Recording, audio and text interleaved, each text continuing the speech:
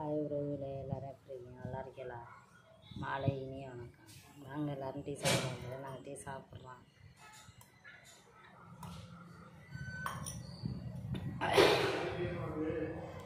என்னங்க செய்யாது, ஒரு மனுஷனுக்கு கஷ்டம் வரும்போது தான் அந்த கோயிலை தேடி சாமியை தேடி நம்ம போகிற மாதிரி இருக்குது.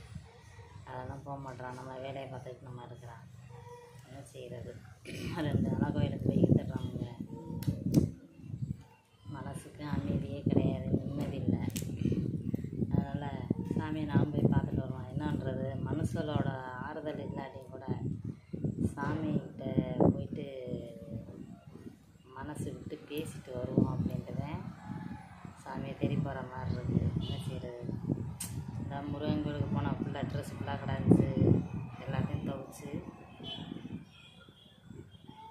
போட்டுட்டு இப்போ தாங்க சாப்பிட கூட இல்லைங்க. மத்தியானம் சாப்பாடு டீயை சாப்பிட்டுட்டு ஏதாவது சமைக்க வேண்டியது. என்ன செய்கிறது? அப்படி இருக்குது ஒரு மனுஷனோட கஷ்டம். ஒரு மனுஷன் எவ்வளோ